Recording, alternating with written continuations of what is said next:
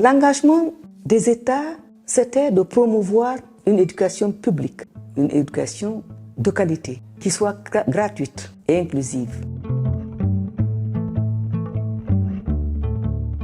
Le réseau francophone contre la marchandisation de l'éducation est une coalition d'à peu près 303 organisations qui se réunissent autour d'actions d'alerte, de veille, de mobilisation collective, de plaidoyer, en vue d'interpeller les États sur la nécessité de garantir une éducation publique de qualité, inclusive et gratuite.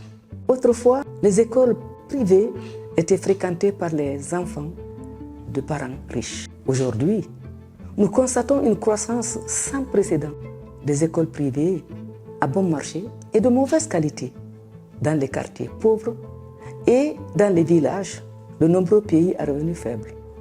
Ce phénomène risque de transformer totalement des systèmes éducatifs déjà très faibles. Souvent, l'État ne définit pas les contenus et le contrôle de la conformité des missions d'éducation remplies par le privé. Or, ce n'est pas le marché qui doit réguler l'éducation, ce sont les États qui en sont responsables.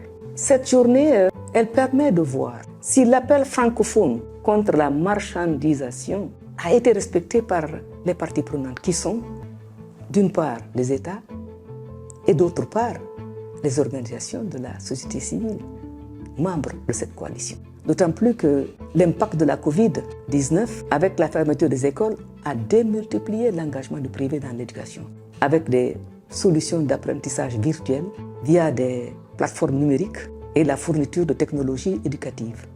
Ceci a soulevé de sérieux problèmes d'inégalité avec une aggravation de la fracture numérique. Qu'est-ce que les États ont fait?